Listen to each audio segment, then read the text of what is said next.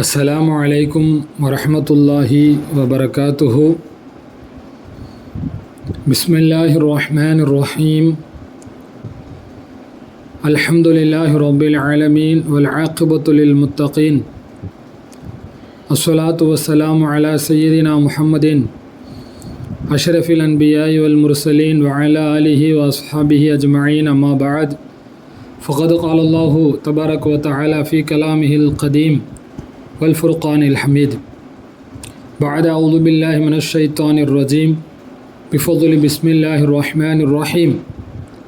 كتب على نفسه الرحمة. صدق الله العلي العظيم. قال النبي صلى الله عليه وسلم جعل الله الرحمة في 100 جزء. صدق رسول الله صلى الله عليه وسلم. புகழ் அனைத்தும் அகிலத்தை படைத்து பரிபாலிக்கக்கூடிய அல்லாஹ் ஒருவனுக்கே உரித்தாகட்டுமாக. அல்லாஹ்வின் மேலான சாந்தியும் அவனது கருணையும் நம் உயிருக்கும் உயிரினும் மேலான அருமை நாயகம் முஹம்மது ரசூலுல்லாஹி ஸல்லல்லாஹு அலைஹி வஸல்லம் அவர்களின் மீதும் உலக முஸ்லிம்கள் எல்லோரின் மீதும் நிரப்பமாய் உண்டாவதாக. ஆமீன். கண்ணியத்திற்குரிய அல்லாஹ்வின் நல்லடியார்களே, அல்லாஹ்வினுடைய மாபெரும் கிருபையினால் இன்றைய தராவிஹில் ஓதப்பட்ட சூரத்துல் அன்ஆம் என்கின்ற பெயரில் ஓதப்பட்ட ஒரு சூரா, அதாவது கால்நடைகள், அதாவது ஆடு மாடு ஒட்டகம் போன்ற கால்நடைகள் என்கின்ற பெயரிலே ஒரு சூறாவை அல்லாஹ் இறக்கியிருக்கிறான். இன்றைய நம்முடைய சிந்தனைக்கு எடுத்துக்கொள்ள வேண்டிய வசனம், அல்லாஹு தஆலா இந்த சூரத்துல் அன்ஆமிலே வசனம் 12 அதில் அல்லாஹ் சொல்லி காட்டுகிறான், கதபா அலா நஃப்ஸிஹிர் ரஹ்மா. அல்லாஹு தஆலா கருணையை, ரஹமத்தை தன் மீது கடமையாக்கி கொண்டிருக்கிறான் என்று நபியே நீங்கள் சொல்லுங்கள் என்பதாக அல்லாஹு தஆலா சொல்லி காட்டுகிறான். ரமலானுடைய மாதம், அல்லாஹ்வினுடைய அருள் நிறைந்த இந்த மாதம், ஸல்லல்லாஹு அலைஹி வஸல்லம் சொல்வார்கள், இந்த ரமலானுடைய மாதம் என்பது 3 பத்துக்கள், 3 பிரிவாக உள்ளது. அதில் முதலாவது 10 இது நாம் இருந்து கொண்டிருக்கக்கூடிய கிட்டத்தட்ட 5 நோன்பு முடிந்துவிட்டு இன்று 6வது பிறை ஆரம்பித்திருக்கக்கூடிய இந்த நேரம், கிட்டத்தட்ட இந்த ரஹமத்தினுடைய முதல் 10ல் பாதி முடிந்திருக்கிறது. மீதி உண்டான ஒரு 5 நாட்கள் ரஹமத்துக்கு இருக்கிறது. இப்போ ஸல்லல்லாஹு அலைஹி வஸல்லம் சொல்வார்கள், இந்த ரமலானுடைய மாதத்தில் முதல் 10 என்பது அல்லாஹ்வினுடைய ரஹமத்துக்கு உரியது. சரி, இப்போ நம்ம ரஹமத் என்றால் என்ன, ஏன் நமக்கு ரஹமத்து தேவை, ரஹமத்தினுடைய மதிப்பு என்ன என்பதை நாம் இங்கே முதலிலே புரிந்து கொள்ள வேண்டும். நாம் என்ன நினைக்கிறோம், ரஹமத் அப்படின்னா சும்மா சாதாரணமாக அல்லாட்ட அல்லாஹும்ம ரஹம்னி, யா அல்லாஹ் எங்கள் மீது ரஹமத்தை பொழிவாயாக நம்ம துவா கேட்குறோம். அதிலேயும் ரமலானுடைய முதல் 10ல் அல்லாஹும்ம ரஹம்னா பி ரஹ்மத்திக் யா ரஹ்மர் ராஹிமீன் என்கின்ற துவாவோ, அல்லது அல்லாஹும்ம ரஹம்னி பி ரஹ்மத்திக் யா ரஹ்மர் ராஹிமீன் என்கின்ற இந்த துவாவை நாம் அதிகமாக ஓதுகிறோம், அதிகமாக ஓத வேண்டும். என்ன காரணம், பொதுவாக அல்லாஹ்வினுடைய எந்த நிஅமத்துகள் நமக்கு கிடைக்க வேண்டும் என்றாலும் அதற்கு அல்லாஹ்வினுடைய ரஹமத்து தேவை. நம்ம வெறுமனே நல்ல அமல்கள் செஞ்சிட்டனால நாம் நாளைக்கு ஈடேற்றம் அடைந்து விடுவோம் என்பது கிடையாது. மாறாக அல்லாஹ்வினுடைய ரஹமத்து இருந்தால் மட்டுமே இந்த உலகத்தில் இந்த உலகத்திலும் சரி நாளை மறுமையிலும் சரி யாரும் ஈடேற்றம் பெற முடியும். ஒரு ஹதீஸ் ஒன்று ஹஸரத் ஜாபிர் பின் அப்துல்லா ரஸியல்லாஹு அன்ஹு அறிவிக்கிறாங்க. ஜாபிர் பின் அப்துல்லா ரஸியல்லாஹு அன்ஹு சொல்கிறாங்க, நாங்கள் ஒரு நாள் ஒரு சபையில் அமர்ந்துட்டு இருக்கிறோம். அந்த சபையில் கண்மணி நாயகம் ஸல்லல்லாஹு அலைஹி வஸல்லம் அவர்கள் வருகை தராங்க. சஹாபாக்கள் அமர்ந்திருக்கக்கூடிய சபைக்கு ஸல்லல்லாஹு அலைஹி வஸல்லம் அவர்கள் வருகிறார்கள். வந்து சொன்னாங்க, என் அருமை தோழர்களே, சிறிது நேரத்திற்கு முன்னால் தான் வானவர்களின் தலைவர் சையதுனா ஜிப்ரைல் அலைஹிஸ்ஸலாம் அவர்கள் என்னிடத்திலே வந்து ஒரு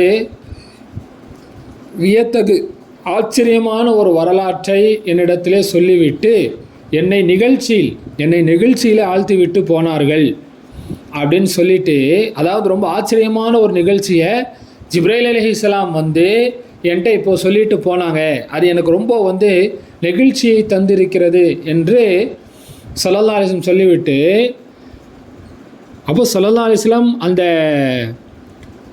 சம்பவத்தை சொல்கிறாங்க. ஜிப்ரைல் அலைஹிஸ்ஸலாம் வந்து சொன்னாங்களாம், யா முஹம்மது ஸல்லல்லாஹு அலைஹி வஸல்லம் அவர்களே அப்படின்னு சொல்லிட்டு, ஸல்லல்லாஹு அலைஹி வஸல்லம் சத்தியத்தை கொண்டு உங்களை நபியாக அனுப்பிய அல்லாஹ்வின் மீது ஆணையாக அப்படின்னு சொல்லிட்டு சம்பவத்தை சொல்கிறாங்க. அல்லாஹ்வினுடைய அடியார்களில் முன் வாழ்ந்த சமூகத்தில் அல்லாஹ்வுடைய அடியார்களில் ஒரு நல்ல மனிதர், ஒரு சாலிஹான ஒரு நல்லடியார் இருந்தார். நம்மளுடைய நடைமுறையில் சொல்வதாக இருந்தால் ஒரு இறைநேசர், ஒரு வலியுல்லா. அவர் என்ன செஞ்சார் அப்படின்னாக்கா, நாலாபுறமும், நல்லா கவனிக்கணும், நாலாபுறமும் கடலால் சூழப்பட்ட ஒரு மலை பிரதேசத்தில், மலையினுடைய உச்சியில், அதாவது 4 பக்கமும் வந்து கடல் தண்ணி, நடுவில் ஒரு மலை பிரதேசம், அங்கே ஒரு மலை, அதாவது இப்போ நம்ம தீவு மாதிரி சொல்லலாம் இல்லை, அந்த மாதிரியான ஒரு மலையினுடைய உச்சியில் 500 ஆண்டு காலம் அல்லாவை வணங்கி வழிபட்டு கழித்தார். எவ்வளோ நாளுங்க? 500 வருஷம். ஒரு நொடி பொழுது கூட அல்லாவுக்கு மாறு செய்யாமல் 500 வருடங்கள் அல்லாவை வணங்கி இபாதத்தில் ஈடுபட்ட ஒரு சாலிஹான ஒரு இறைநேசர். சரி, காலை முழுவதும் நோன்பு வைப்பார், இரவு முழுவதும் நின்று வணங்குவார்.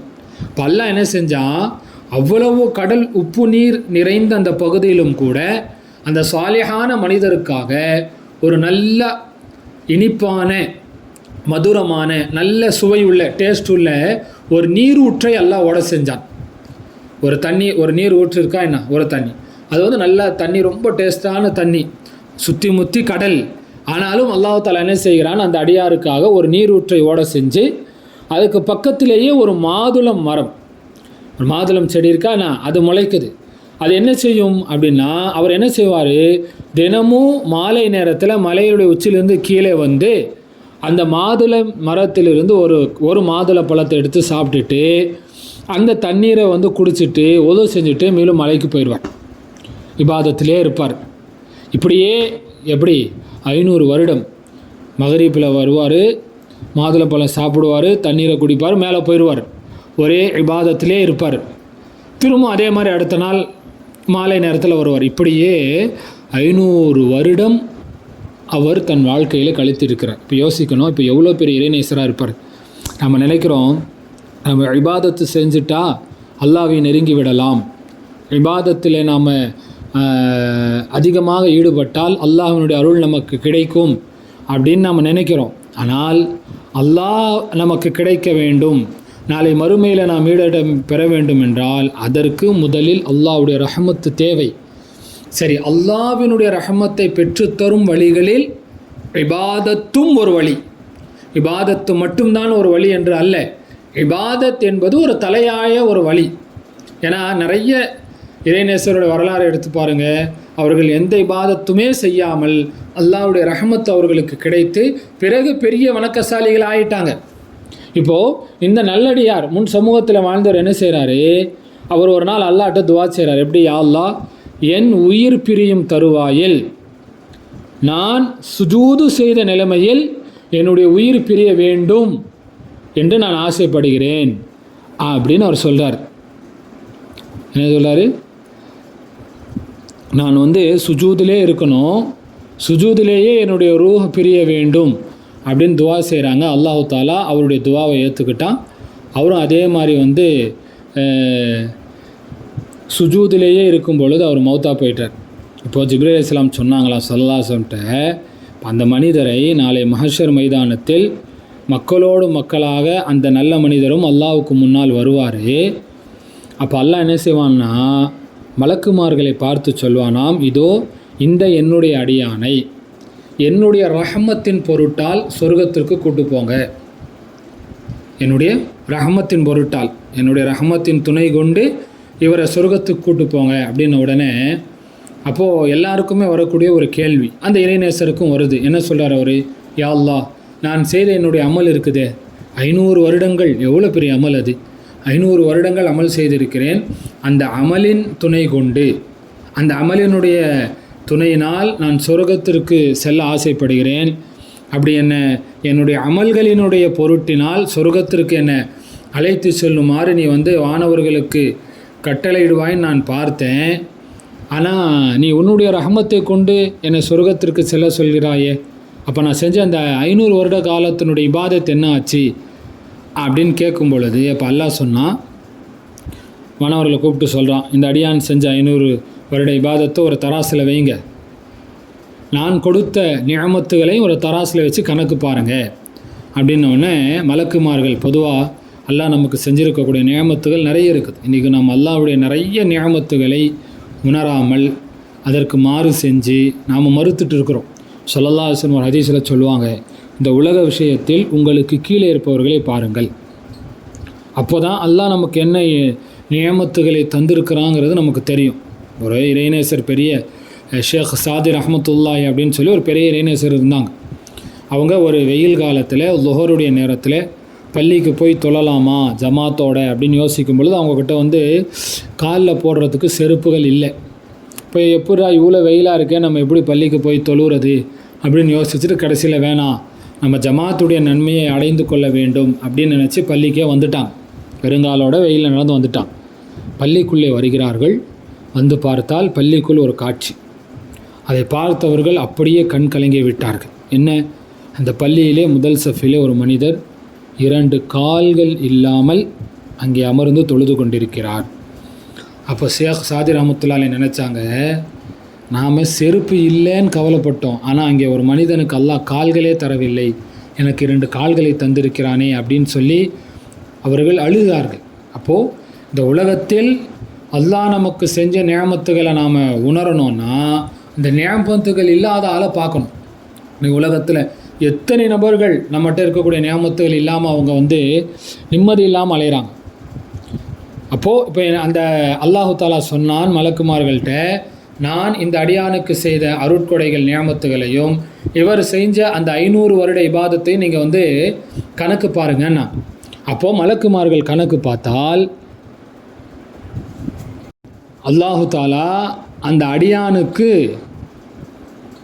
கொடுத்த இந்த கண்கள் இருக்குது பாருங்கள், 2 கண்கள், அந்த கண் பார்வைக்கு கூட அந்த 2 கண்ணுடைய பார்வைக்குத்தான் அந்த 500 ஆண்டுகால இபாதத்துகள் ஈடாக இருக்குது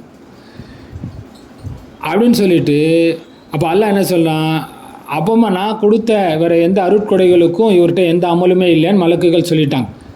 அப்போது அல்லாஹ் சொல்லுவான், நான் மலக்குகள்கிட்ட, அப்படியா, கதை முடிஞ்சிருச்சு, நான் கொடுத்த அருட்கொடைகளில் கண்ணுக்கே இவர் செய்த 500 வருடங்கள் சரியாக போயிடுச்சுன்னா, இது போக நிறைய நான் அருட்கொடைகள் தந்திருக்கிறேன், அந்த கணக்குக்கு இவர்கிட்ட ஒன்றுமே இல்லை, எனவே இவரை நரகத்துக்கு அழைத்து செல்லுங்கள் அப்படின்னு அல்லாஹ் சொல்லிடுவான்.